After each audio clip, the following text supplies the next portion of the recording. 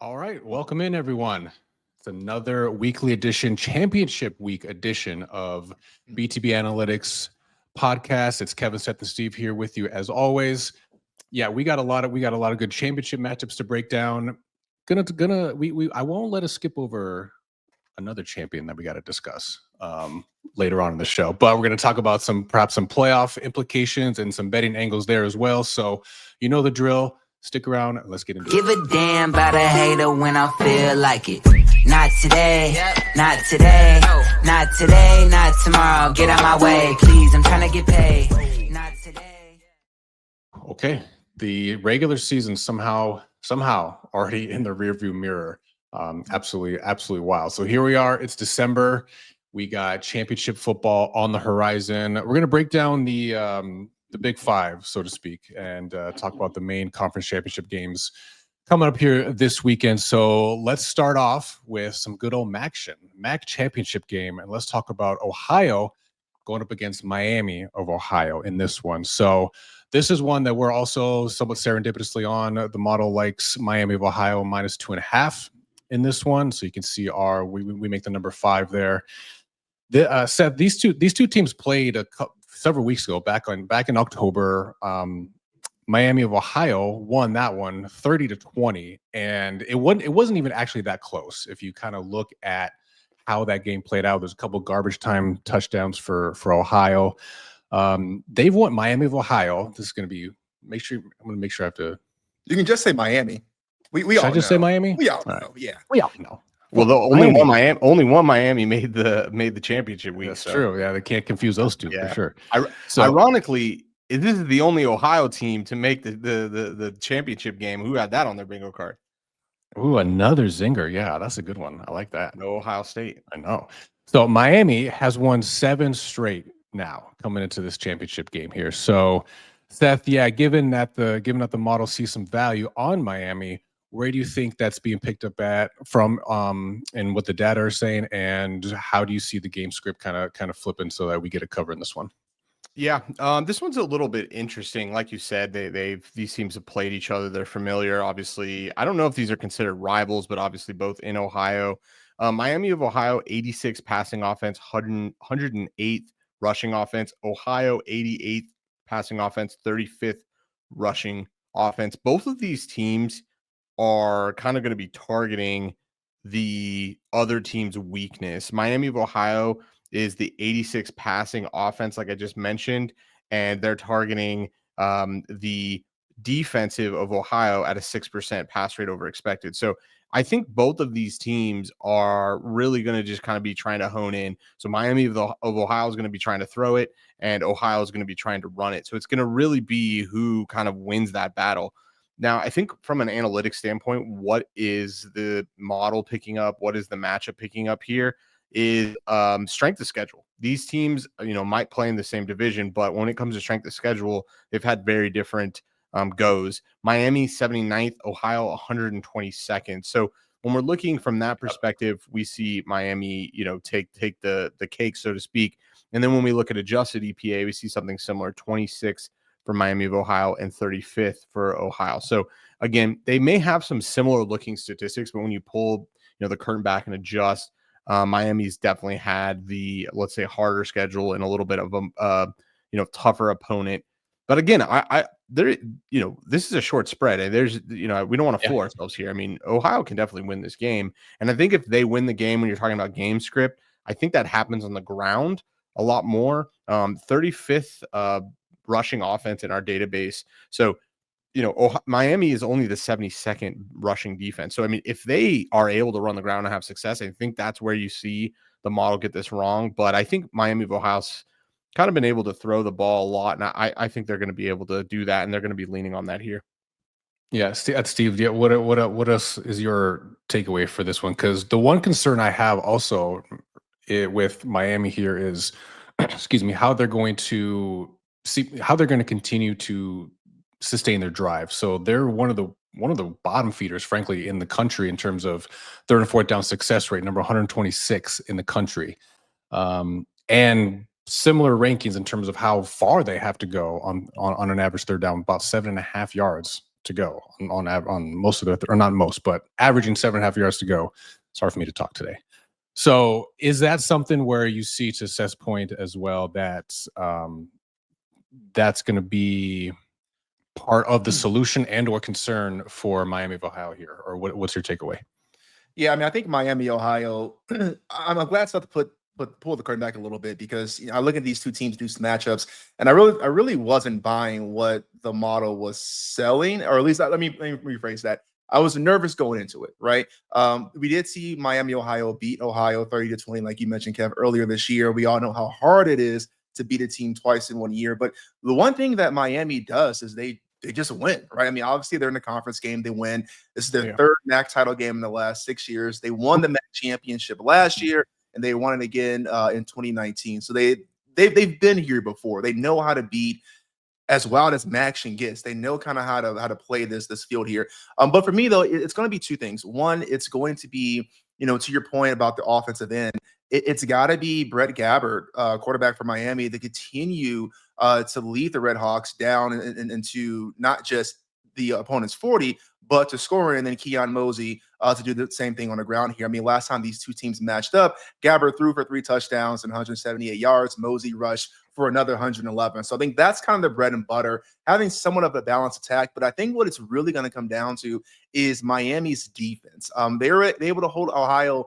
to just 6 points in the first 3 quarters, and they forced 2 interceptions and 3 sacks last time they played out. So if you can kind of if you can go ahead and limit Ohio's offense, really force Parker Navarro into some, mistakes, some hurry throws and completions, maybe some turnovers, to me, like, that's the key to success here. And that's what Miami is going to have to do if they want a shot, and not just winning another MAC title, but covering the spread for us.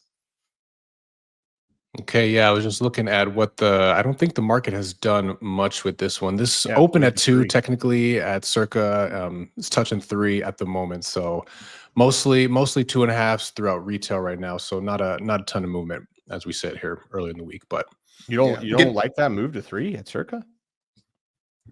I'm not saying I didn't like it.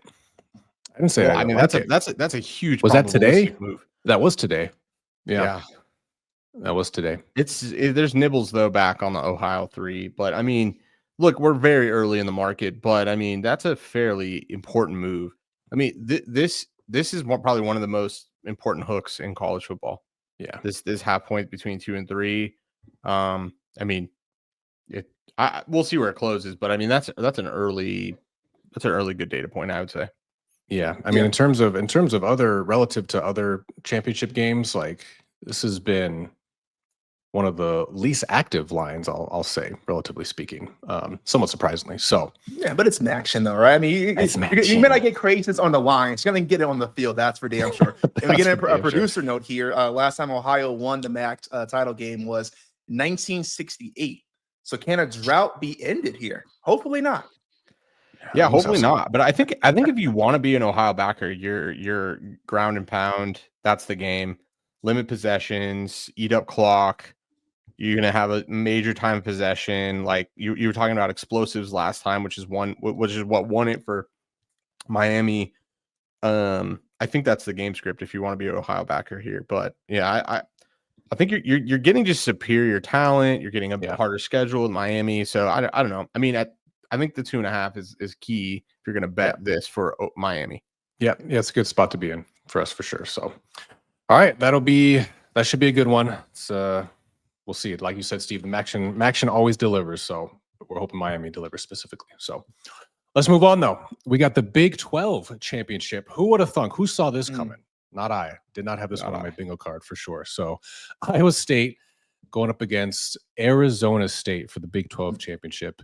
This one, again, at circa opened in favor of ASU -1, is now mostly at -2 throughout. So no official play on this one for us yet. You can see we kind of have a smidge of value on Ohio State, but not a play for us. Iowa State. Or sorry, Iowa State. Thank you.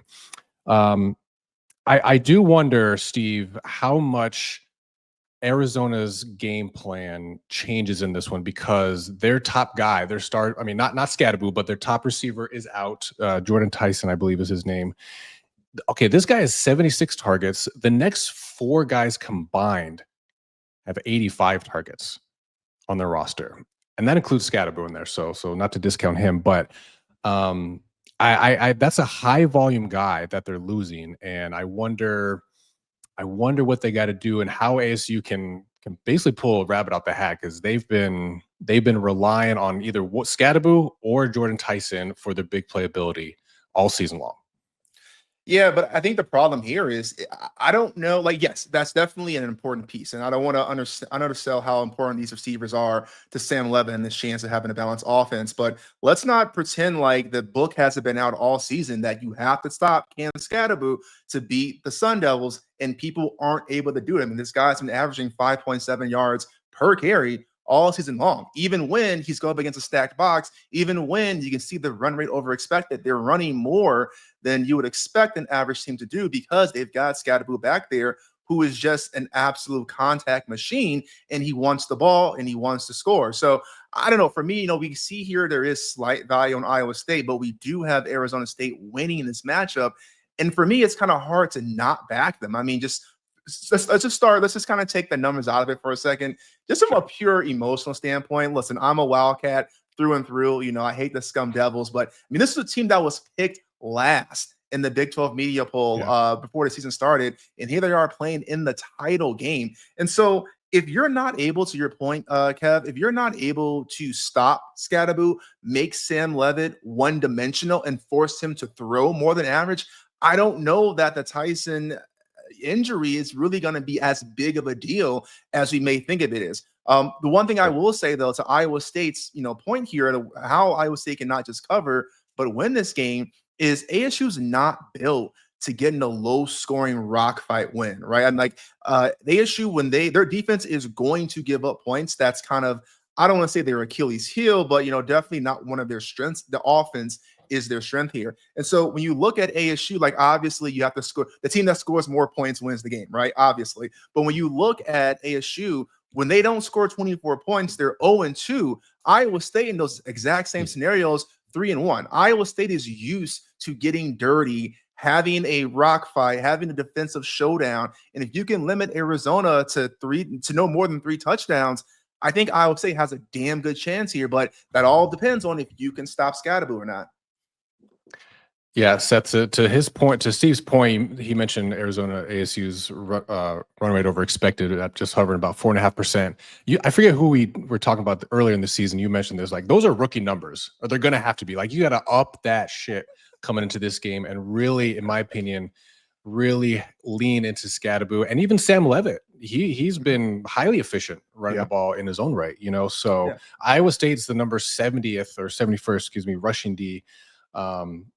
And that's something that if ASU is not really trying to figure out how they can hone in and key in on that and attack that, I don't know what they're doing. Yeah, that's exactly right. And that's the point I would make here. ASU in our database, 15th passing offense, 22nd rushing offense, but Iowa State here, 31st passing offense in our database, 82nd. Now we're splitting hairs there from the ranks. I'm sure the EPA per play is quite similar. But again, I think no matter who is injured, you're going to run the ball. And I agree, rookie numbers. I think you're 4% is average. I think you're going to see something like 6 to 8% run rate over expected. Now, I think Steve's exactly right. And it's not, it's not a hot take, but yeah, can they stop the run? If they can stop the run, I got to go with the model here. And it's probably going to be a long game for ASU, where we have seen that a couple times this season versus, a game like last week against the Wildcats, which I guess the only thing we could do, we couldn't beat them, but we could knock their best player out for the next week. Consolation prize, I guess. Yeah. So yeah, that's the game. That's the game. So when you're looking at game states, if you're living in a world in a state or a place where you can bet props, I think you're looking at a lot of correlation, a lot of under yards for Scatterbo and Iowa State covering or winning on the money line, and then the inverse, ASU covering and Scatterbo overs. Those to me are the game states that are highly correlated. I agree, quarterback runs, anybody and everybody should be eating here on the ground, or at least attempting to. Yeah. And that to me is the game. And we have seen Iowa State have these really weird defensive games. Early in the season, it was like, holy shit, they're in pole position. They're one of the best defenses, and then we've just kind of seen them regress week in and week out, and we've even seen them struggle against the pass, which is supposed to be their bread and butter. So Iowa State is more than fallible here. It does feel like just give Scatterboo the rock, and like if you lose, I don't know that you can feel bad. Sure, as long as you give him 25 plus touches and you lose the game, like you did what you had to do, or you did what you should have done at least, right? I agree. Is no one else from the Big 12 is making the CFP, are they? I hope not. Jesus. Okay. I was trying to think of it. I'm like, who is really? I don't. Well, sorry. Go ahead. No, I don't even know who's in the top 12 but I think the top 12's like a lie. So there's some funny business going on, but maybe we'll touch on that a little bit later. But yeah, anyway, so I mean, obviously high stakes. Like the loser of this game is definitely not getting in. But who else might sneak in from the Big 12? I don't know. So huge. I mean, the ASU expectations. You mentioned it, Steve, were basically next to nothing in terms of the market consensus preseason. So it's crazy that both teams, I don't know what Iowa State's preseason odds were to win the Big 12, but I don't think they were that otherworldly crazy relative to ASU. So yeah, I mean, but we talked about this basically from the very beginning of the season, guys. The Big 12 was the most wide open conference, the most murky, the most muddy, and they all kind of insert clip where I tell you literally pick any team in the Big 12 to win it because it's wide open. And here we are with the last place forecasted team ASU to be in it. I mean, this is not surprising. I just wish we had ASU tickets, but of course, like, I mean, we have some pretty ballsy picks, but like, it's hard to actually, when you're saying anybody can win it, it's why would you? It's hard to find one? value. But, but even Colorado wasn't on our radar really. I don't know. It'll be interesting to see how the Big 12 evolves. Yeah, agreed. All right, Big 12 MAC championship in the books. Let's move on down the line. Let's head over to the SEC. Talk about Texas versus Georgia, a rematch from several weeks ago in this one. So another model play that we're on. We are on Texas -2.5. We make the number 7 in favor of Texas, actually. So no real line movement yet in this one, really from the market making books yet. So kind of holding still and steady at the 2.5 there. Steve, I want to jump in with you real quick because on a couple of different occasions with this Georgia team, we were talking about, do they have a Carson Beck problem? And he was playing really poorly for a relatively big stretch of the season there. But past 4 weeks, they've seemed to turn a corner with him, or he's playing better. 11-1 TD to INT ratio last 4 weeks. But they're likely out ETN, their star running back in this one. Game script and game flow for how Texas covers for us and win just outright. Is it what, ground and pound? Because I think Georgia's defense is not. It's not terrible, but it's kind of middle of the road, because one area that they've particularly struggled on is mobile quarterbacks. They've allowed Milroe to rush for 100 yards. They've allowed Haynes King to rush for 100 yards. Jackson Dart had a pretty highly efficient game. Wasn't 100 yards, but he had another efficient game against them. So is this something that the Texas Longhorns just need to lean into and ground and pound, and this is a walk in the park for them? Yeah, I mean, I don't know that it really matters if they ground and pound or not as much. I just think the Georgia Bulldogs are the Kansas City Chiefs of college football, meaning that this team is, they're winning games, but I don't believe that they're as good as their record shows. And give credit where credit's due. They've had some good wins. You talk about the Carson Beck problem. He's absolutely going to be the crux here. Georgia is only going to go as far as Carson Beck takes them. No ifs, ands, or buts about it. He has been playing better as of late. Really, that Mississippi, Mississippi to last week, really the UMass game is what got him kind of back right. But even the Georgia Tech game, that was one where like, I don't know, right? We talked about this last game, right? Obviously, Georgia already beat Texas 30-15. And quite frankly, that was a beatdown of one half. And as much as Georgia dominated in that half, Texas was a one possession game in the fourth quarter. of that game. So for me, you look at that game last time, Beck had 3 interceptions. Like, that cannot happen. I don't think you're going to get a Texas team that will not be able to better capitalize on that going into this. And so for me, I'm really kind of looking back, and I want to hear what Seth has to say, because I'm having a hard time to your point earlier, Kev, about mobile quarterbacks. I mean, let's not pretend that Florida with DJ Lagway was up 13-6 in the first half. He got hurt in the second quarter. Their third string quarterback, Aiden Warren, came in and then led a scoring drive at the end of the half. This is a team that if DJ Lagway doesn't get hurt, that's another loss potentially to Florida. So I think Texas has the keys here, and I'm having a hard time. You can see the model has it as -7. I'm having a hard time not trying to also alt line a little bit of this at 6.5. Oh, wow. Yeah, I do not believe in Georgia, and I could be wrong. Listen, we'll talk about off the numbers later, but I don't believe it. I don't think there's a reason. I feel a little bit like a lawyer where like 6 weeks ago, I was like trying to make the case for Georgia because we were on Georgia in this matchup, but this just feels like two different spots.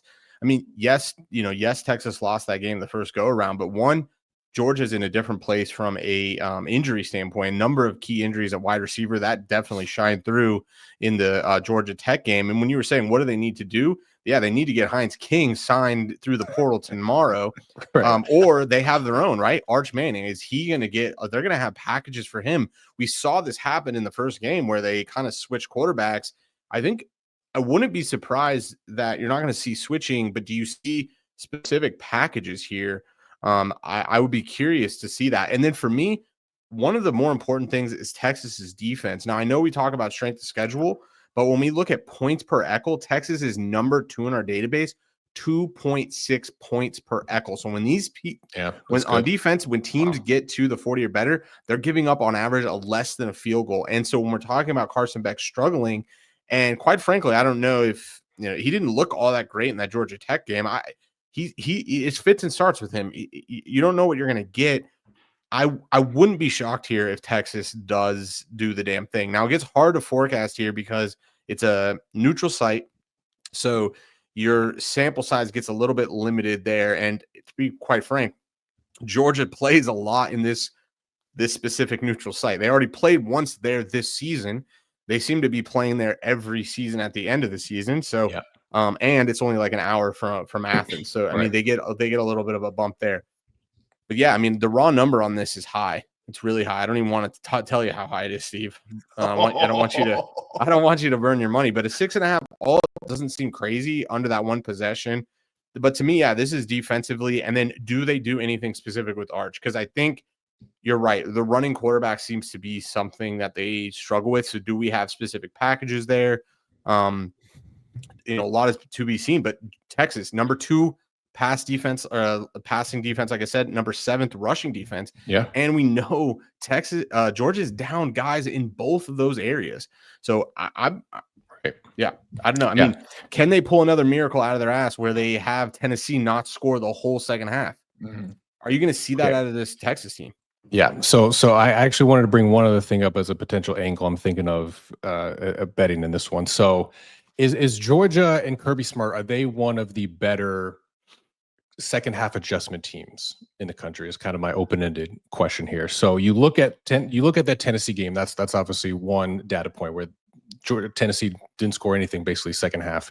You had very similar situations in the Florida game. Now we talked about the quarterback situation with them.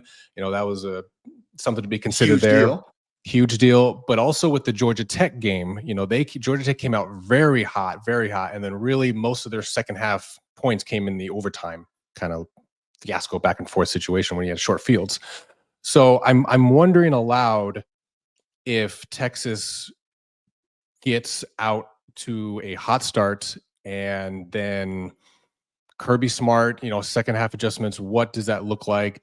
They've been here before many, many times. Texas has yet to prove they can get over the hump, and maybe they will, right? First year in the SEC, why the hell not? Why just stick it to them?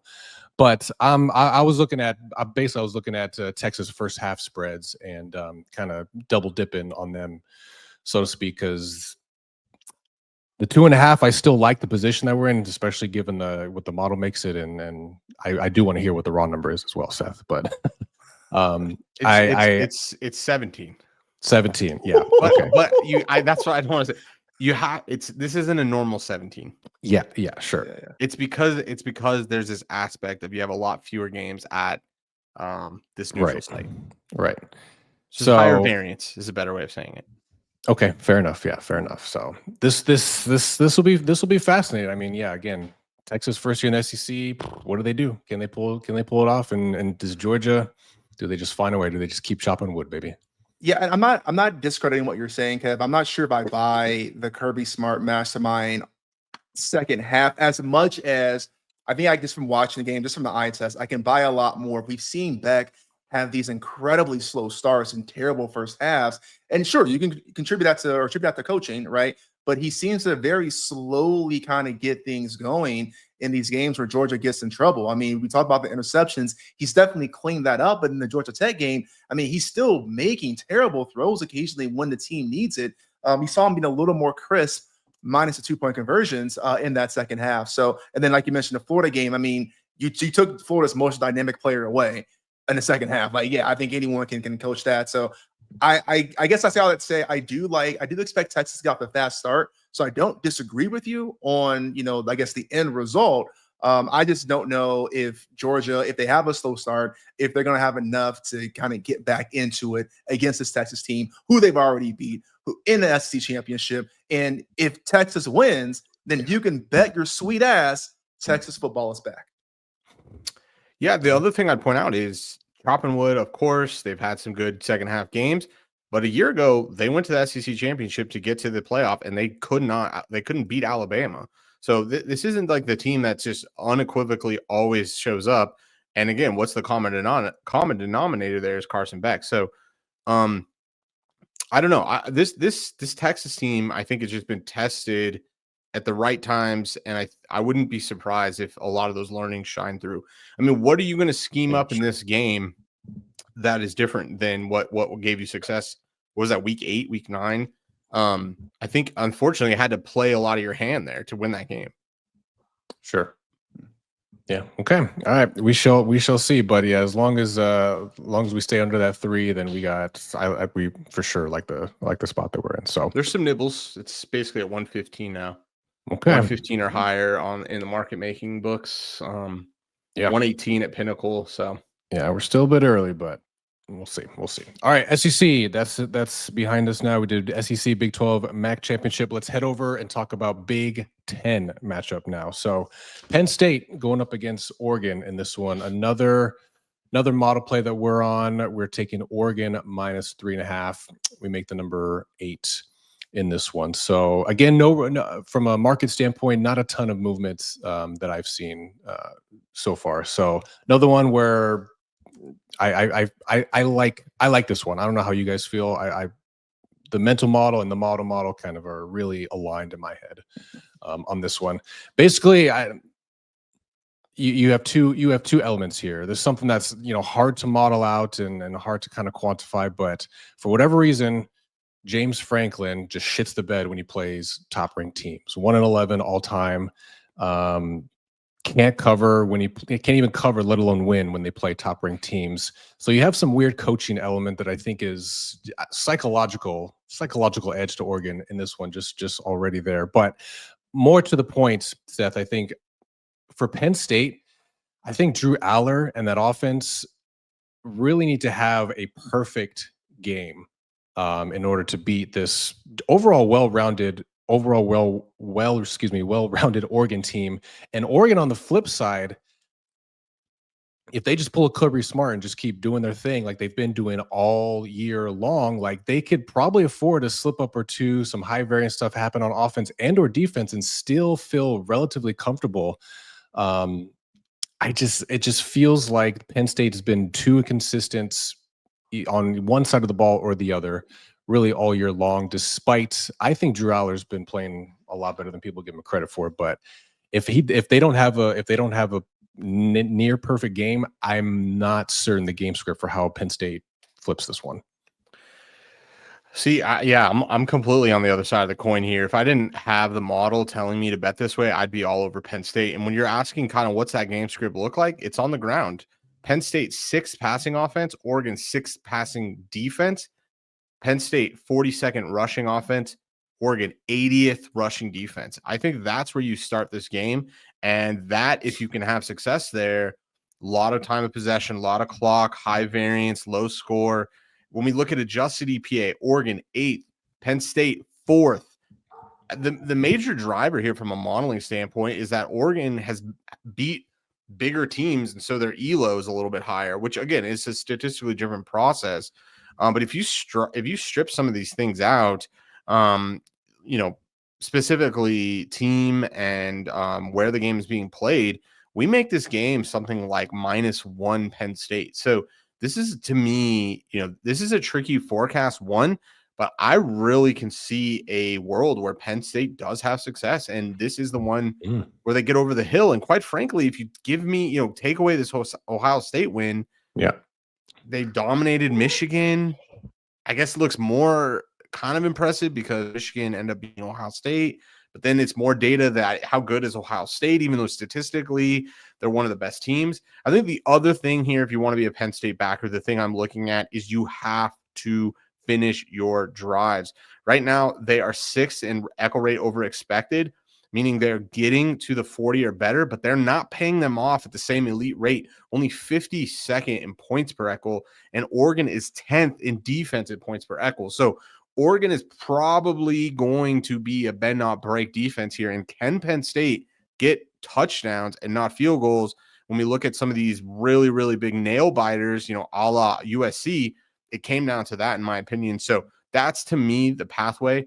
I honestly shaking in my boots with this one. Okay, tiebreaker, Steve. How you feeling? Shaking in the boots. Yeah.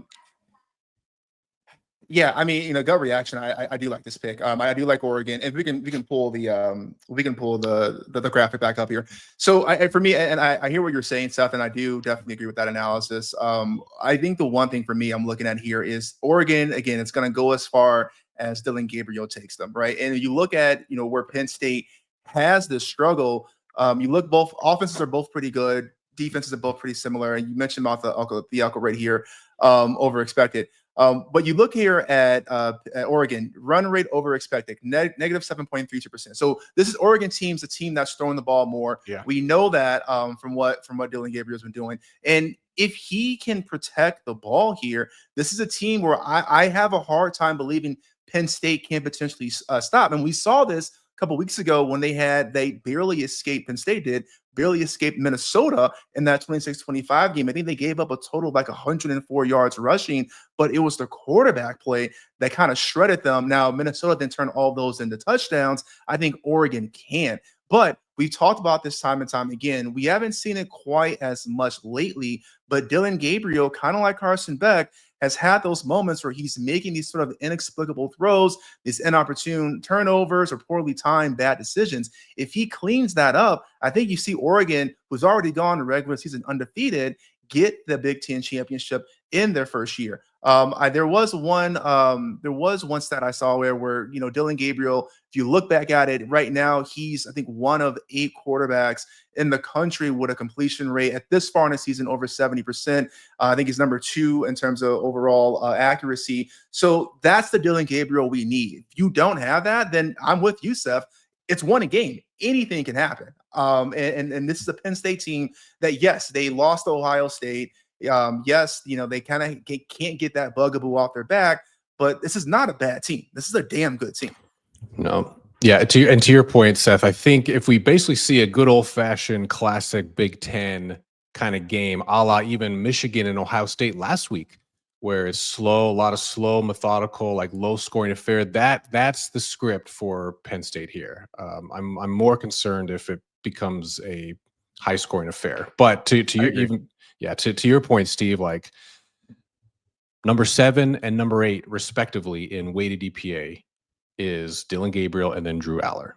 They're right there. And Drew Aller gets a lot of flack for being inconsistent and all that stuff. And sure, but when he's good, they're really good. And when he's quote unquote off, it's like he's average. It's not like he drops significantly off a cliff or anything. So Yeah, I want to say one quick thing, and not to go on a tangent, but you talk about that Ohio State and Michigan game. You talk about Big Ten football. The saying is run the ball, stop the run. Like that is Big Ten football. And I think that that's kind of where Ohio State messed up in that game against Michigan. They tried to just run the ball instead of using their strength at the edges and their receivers to throw the ball more. I don't think Oregon subscribes to that being a Pac-12 team in their first year in Big Ten. I think Oregon's going to do what they do here. I mean, we don't have the game plan matches like we do. We talk about the offensive variance like we do in NFL, yeah. But I would imagine in my mental model, Oregon is going to be a team that we throw the ball. We're going to continue throwing the ball. I don't care who we go up against. And I think that is the key where Penn State could struggle if they can't stop it. Okay. And let me ask you guys real quick. We can talk about this in a little bit or right now, but does Penn State want to actually win or lose this game for seeding in the CFP? If they win, they're presumably going to get a bye, I would believe. And if they lose, I presume, I don't know they would still get in. Do you guys agree? Well, yeah, the playoffs just came out. So yeah, they're number 3. Yeah, they're number 3. Guess who's not in the top 12? Any Big 12 team. Oh, yeah. I told you. They do get. Yeah. Well, but if they lose, to your point, Kev, they've already lost to. Well, I guess Ohio State just lost to Michigan. They lost to Ohio State. Yeah. Michigan. They have Ohio State as number 6. Yeah. So what that mean? Theoretically, that'll put them underneath Ohio State wherever that shakes out. But go ahead, let's break this out when we get into the. Because there's like I was saying before, like there's some inconsistencies with. Oh yeah. With this, the one thing I do want to say about this game, they need to get UCLA's head coach on the phone. Both these teams could not cover against UCLA. Okay, so I want to see if they can pick up. Okay, what did you guys do against us? What was our weaknesses? Because UCLA is a sneaky team against the spread this season and covered against Penn State, covered against Oregon. It took a pick 6, but they did it. Yeah, they seem to know when we're playing against them. Maybe that's it. One of those damn teams. All right. We got 4 in the books. We got one more. Let's head over to the ACC preview, the ACC championship with Clemson and SMU. Shout out SMU. We have some futures for them to win the ACC. I'm holding 2 at plus 2,000.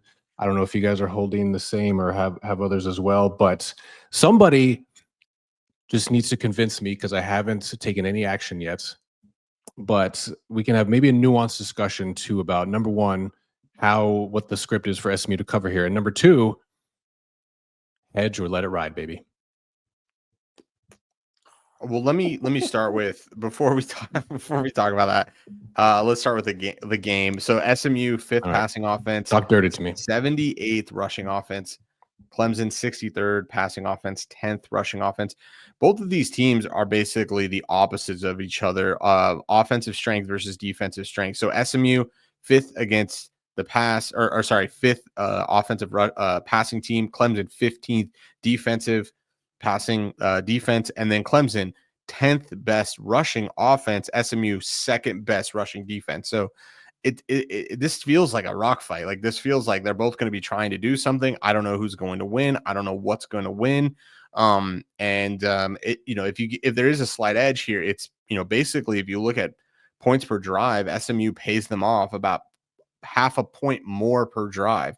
So to me, that's where you're getting a little bit of an edge for SMU. But this one's just basically going to be it's going to be defense. So it's going to be, can Clemson stop the pass, or can SMU stop the run, or can they both stop them? And then I don't know what happens. It's just massive chaos. So this to me could be a blowout. I don't know who's going to blow who out, but I think it could be. Well, let me turn the tables or flip the conversation real quick, because this is the one championship game of the weekend where I think you've had the most line movement. This opened in favor of Clemson at circa at -3 and has been bought all the way through the 0 now and is at -2.5 SMU. So to that point, to that point or to that end, Seth, like what's the reason for that relative significant movement in your opinion? It's just market sentiment, just power ratings. I'm trying. While Steve goes, I'll try to pull up. I wonder, the raw number of our model. I wonder how much team Sure. talent is a concern or a factor for this one too, because we see there, if we can pull up the graphic one more time, like as Clemson is a relatively significantly more talented team than SMU is, but We're like basically smack dab in this opinion, which makes sense to me. We make the number 0.05. That's what we make yeah, the raw okay. number. So almost like no opinion, basically. Like it's a pick 'em, which I think is right, to be honest with you. Yeah, I mean, it's one of those things you look at Clemson getting in. I mean, Clemson, I don't want to take credit away from them, but they got in because Syracuse, right? I mean, Miami losing is why Clemson's in this Right. game. They controlled their own destiny and they didn't do it. The one thing I think about here, and I'm not saying that this is going to be the matchup they go after, but to Steph's point about strength on strength and the weaknesses there. In that South Carolina game, Lenora Sellers ran all over Clemson. And so I don't know if there's something identified if you are SMU and that coaching staff of how to exploit that. But when you let a quarterback run for like almost 200 yards, like that is absolutely insane here. And so, Brashard Smith for SMU, he's no slouch. So if there's vulnerabilities there, I'd be very curious to see what they are. I'm not sure that Kevin Jennings can do the same thing, but I'm wondering if there's a matchup there. But I mean, listen, SMU, we've been saying kind of all year, we talked about the ACC, Kev, you talked about the tickets we had here. I was definitely shaking in my boots when we first got into ACC play because, it was the first game before ACC play. I forgot who they played, but SMU got dominated. Nevada. And it just looked like, thank you. They just looked too small to compete. And just week in and week out, here they are in the championship game. They've done enough here. Versus Clemson, I think there's still some vulnerabilities. Obviously, we've seen them, losing last week and then losing against Louisville. So I think there's a game script there to be had. I don't know really much about the market movement and have a great reason behind that, but I do feel somewhat comfortable. But to me, this is definitely a coin flip game. I like being inside the threes if I'm taking a favorite versus obviously outside of three if you're going to chase a dog. I mean, I guess we would agree with the movement, right? If we make this a pick 'em and you can get a +3, we would agree. Right. Yeah, you should bet that. Right. And then now you've swung so far the other way. Like, yeah, we show a little bit of value on Clemson because this is, this pendulum is. I have bet you this gets to 1 or something like that at close. The market's just clearly has very different opinions. Yeah. Okay. All right. Well, I just want to spend 2 minutes then real quick on the age-old question of hedge or let it ride. Yeah, what should you do? Because this conversation, gets played out ad nauseum sometimes on social media, And like most things in sports betting, it shouldn't be, in my opinion, dogmatic. There has to be room for nuance here, right? A couple of things I think can be true at the same time. Number one, it's generally not advisable to hedge out for the sole reason of you're paying the vig twice, basically, and you want to get in the habit of doing that. But I think relative to, I think you need to insert a discussion of how much would the bet, should it win, add to your bankroll, right? As opposed to, is it EV or not to hedge out? I think that's a little too simplistic, in my opinion. So I just crunch numbers real quick. So if I let for what I bet technically a little bit under a unit, double dipped on the +2,000. So if it wins, it'll add about 12% to my bankroll. And so if 6% for each ticket. Correct. And I have no cash out value whatsoever on either of them. I don't know if I'll get one. So my likely move is to hedge out. So do I hedge out and guarantee a quote 6% increase to bankroll, or go for the 12, so to speak? And my thought process generally is it's, again, less than a full unit that I put into it. So it's a small loss. But psychologically, this is where the nuance comes in. Like, the difference between winning $1,000 and $2,000 doesn't feel all that great, but the difference between winning $1,000 and $0 feels a lot bigger. Yeah. Well, this is my opinion. I think that you should exactly execute the double dip methodology. You should lock up a 6% return, and you should let one ride. The other thing that no one talks about is really important is effect size. So what that means, it's just some fancy ass statistical talk. Like how many of these, what's the implied probability of a plus 2,000 bet? Oh yeah, it's got to So be 100 divided by 2,100, 4.7%. 6%. Yeah. Yeah. So let's just round that up to 5%. So the implied probability of this winning was 5%. Now here we are, however many weeks later, and I'm just going to make up numbers here, just easy for math. Let's just say that, SMU's plus 100, it's 50% for them to win. So that means that you found an insane, edge. Okay. The problem here is how many of those bets can you find and how many of them are you betting on a weekly, yearly, monthly basis? The answer is very, very, very few. And so, yes, you have this big edge, but you don't bet enough of them to be able to merge or converge to to your actual theoretical edge. Meaning, if I said, you have a 50% heads or tails, but you only get to flip the coin 3 times, you're going to get some wild ass distribution. You're not going to get 50-50, or if you could bet it 4 times in that example. So this to me is a fundamental aspect of it. Yes, it's negative EV, but you found yourself in a situation where you can make profit. And if you're not betting this situation enough, you might not ever actually realize it again. So I think now is the time to realize it personally. This is what I would do. Yep. Okay. Yeah, I'm inclined to agree with you, and that's another thing too. And to maybe just one ever so slightly bit of context there. It's you might place enough bets to you might place enough plus 2,000 bets or whatever, but what I think With you edges. meant, yeah, you might not actually get to a point where you have EV on all those, right? Yeah. Well, for what we do, okay, yeah. But think about for what we do. Yeah. How many plus 2,000 bets do we identify each season? So we have Kansas, or we have Jets, we have Eagles, but Eagles, we yeah. have this. Last year we had who did we have? Baltimore. Ravens, yeah.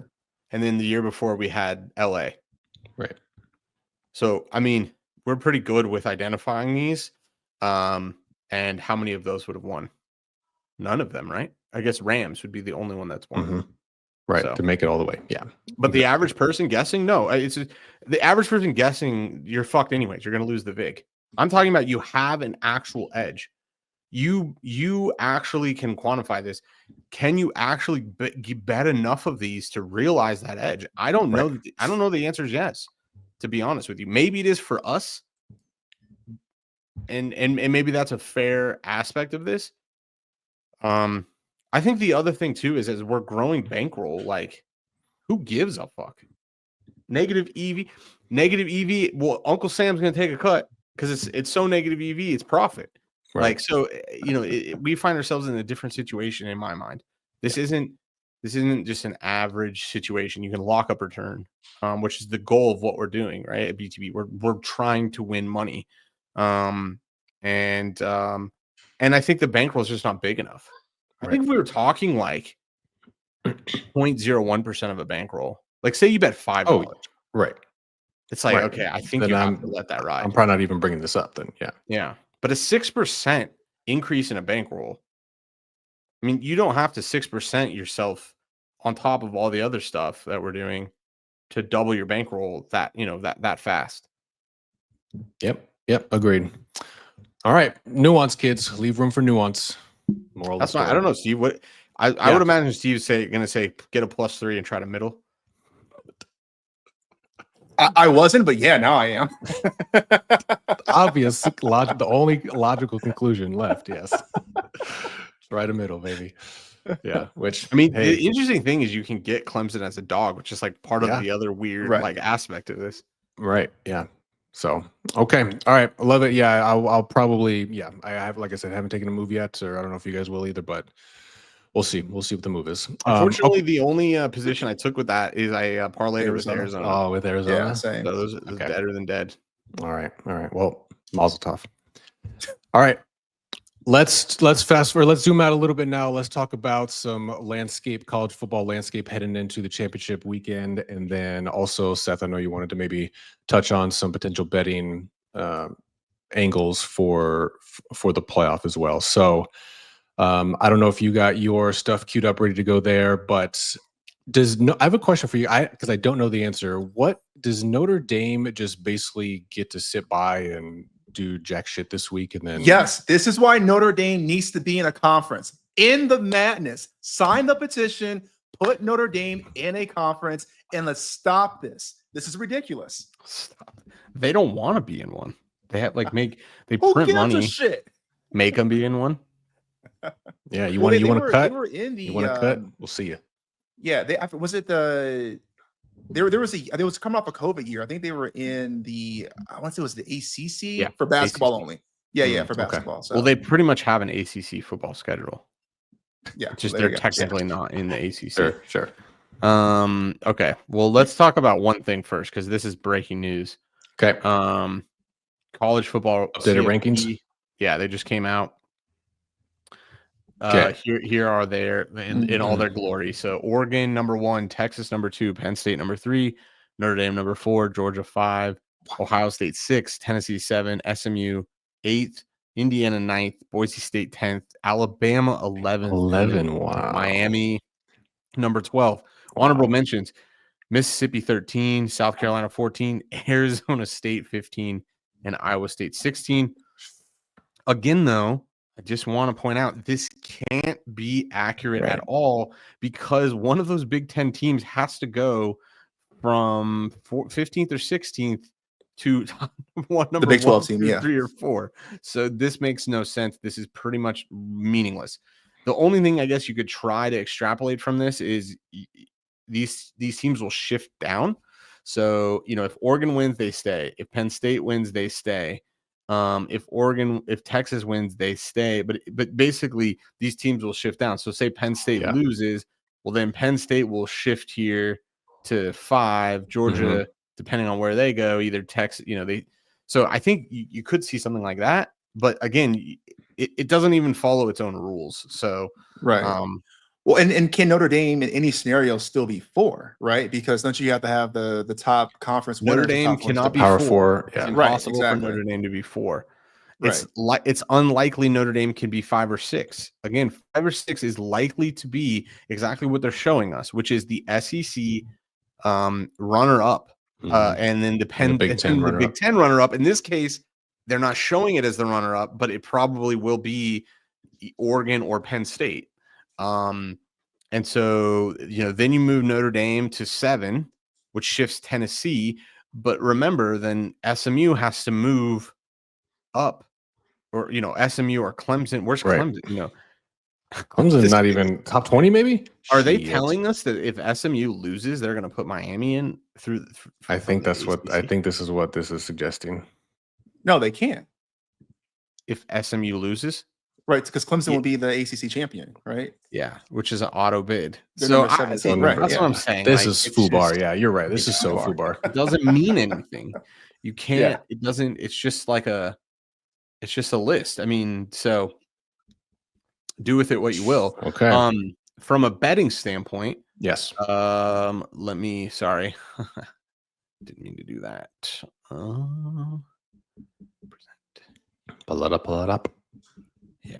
I'm trying. It's not going to make a very. It is worth the wait, guys. Just bear with us. You're not going to be able to see it though. That's the problem.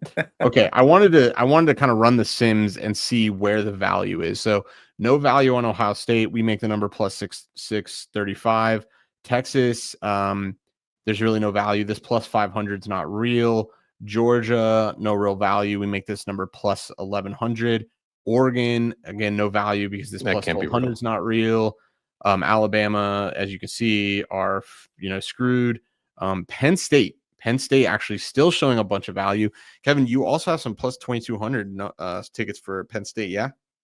Let me double check those odds, but that sounds about maybe 2000 or 2200. Right? Yeah, something that good. Little bit of value still on Penn State at that plus 1000 number. Notre Dame, this is what I wanted to discuss with you guys. If you see this value here, plus 2000. quick. Okay, that's nice. That's a good situation for you.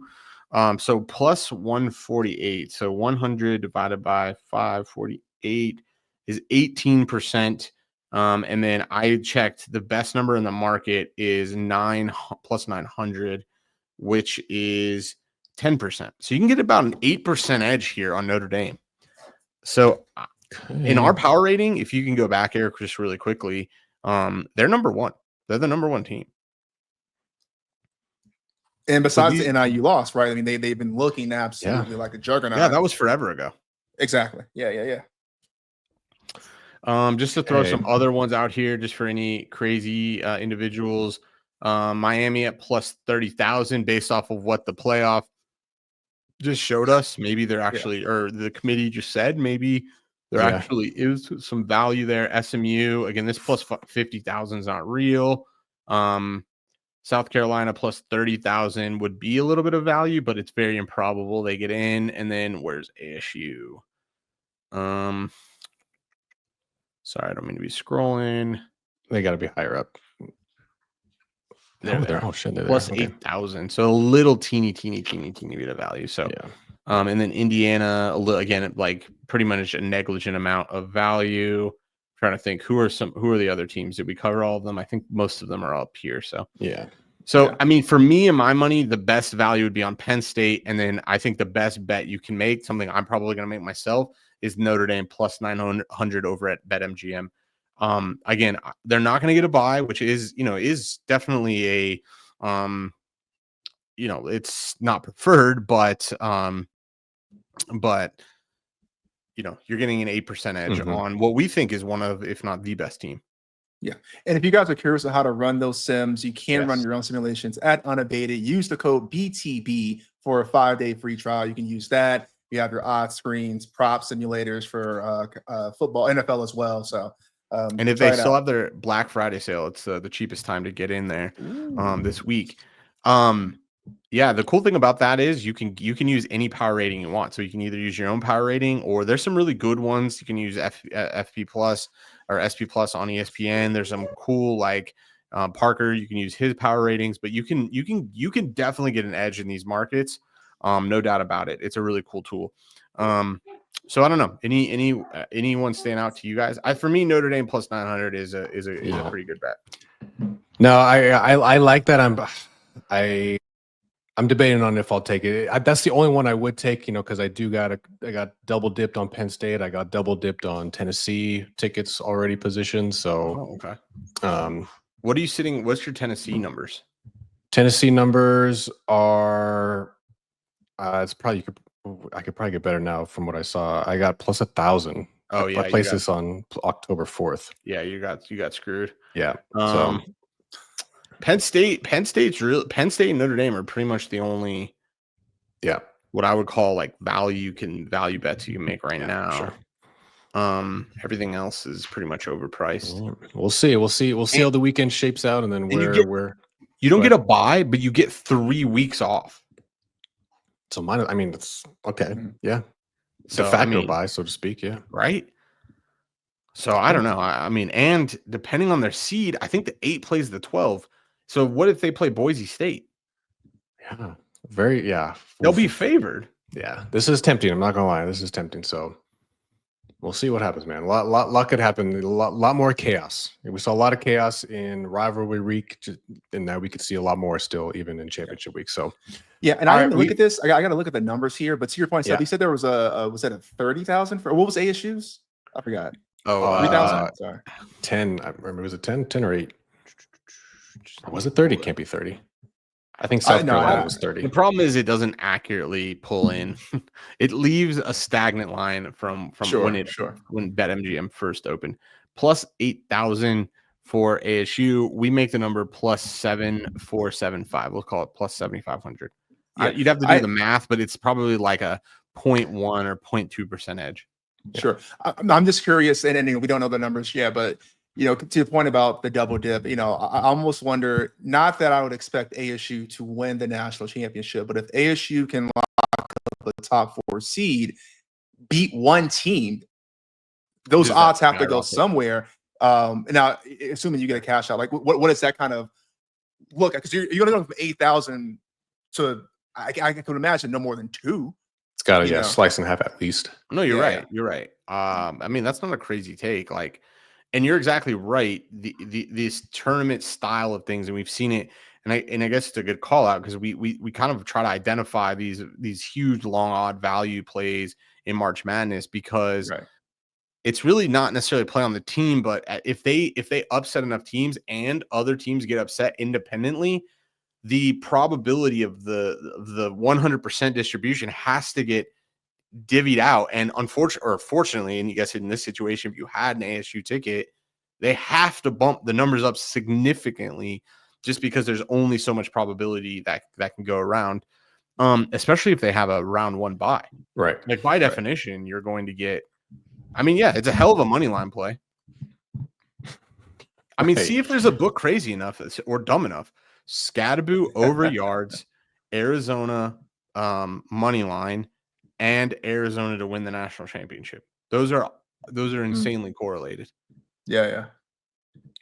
Can't do it here because player props, but somebody out there, if you're listening. Even if you can do Arizona money line and Arizona to win the national championship. Yeah. Okay. All right. Before we get into model predictions for championship week, I just want to spend a couple minutes on talking about another champion. Okay. So we have. What did you have last week? I had. What did I have? Nice. Somebody help me out. I literally don't know what you had. Yeah. Okay. I will confirm for you just since you asked. Scando doesn't remember his own picks. Someone's feeding him picks. I want a drug test. I want the title revoked. That's right. So I had Notre Dame and USC over 51.5. That went over. That cleared like to 61 or something like that. Wow. Yeah. Damn. So yes, off the numbers is I think officially concluded for college since the regular season is over. I wanted to celebrate in your guys' honor with a single barrel Georgia Dickel. Just listen to this real quick. Oh fuck, that was totally anticlimactic. But I'm gonna have a drink in your guys' honor. Thank you for sucking at what you do. Hey, I mean, I was at least profitable. Cheers. Cheers to you. Here's some feed. Cheers. Yeah. So yeah, feels good. 7-3 officially on the season. But that was cool. That was fun. I think it would, on a more pragmatic sense, it was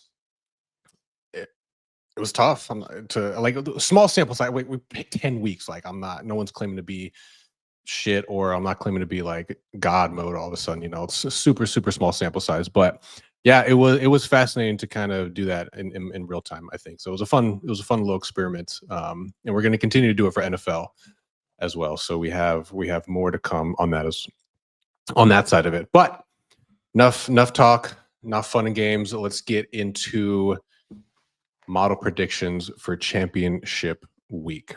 We talked about all three that we have officially. So Seth, you want to just run through them one more time for confirmation's sake? Yep. All Saturday games. We're on Texas, 2.5 -110, Oregon -3.5 -105, Miami -2.5 -110. All those are Saturday. And beautifully enough, there are literally 10, like one, and then the night game. So it'll just kind of be one game right after the other. Back, baby. Now we're on the hot seat. The model, man, CLV in 90% of the plays last week. We went 6-15 for losing week, bringing us down to 53.3. We need to win one of these games. If we go 0-3, this will be an unprofitable season for the model, which is really sad to say and see, because we have been getting CLV on a huge proportion of these games, getting our money in good, and it just hasn't gone that way in week to week. We've had some really big weeks. We've had some extended. October was just a fire month for us. Here we are, and that's the sports betting. So shout out to the members that have been holding strong and continue to bet. And I think that the reason, one thing that I hope you would agree with that makes us a little different is, why do we think we can keep betting? And the only thing we can point to is the CLV, right?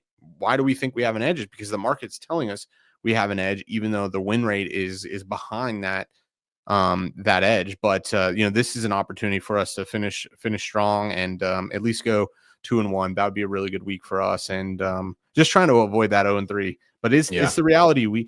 Here's the methodology we use. These games are identified, and to shy away from betting them because we want to have a specific record that we can show is just not true to the process. So we're going down with the ship, or we're going to stay triumphant. Now, and also for what it's worth, now, yes, the kind of week to week model is kind of on the edge here, but for what it's worth, hopefully some members, I know not everyone was in preseason, but we did sweep in the futures market for college football. We had under Florida State wins, under Utah wins, and over Florida wins. So that's a nice bit. I don't want to discount, I don't want to at least mention, but yeah, it'll be because after this week there's probably going to be maybe at the high end 7-8 more games.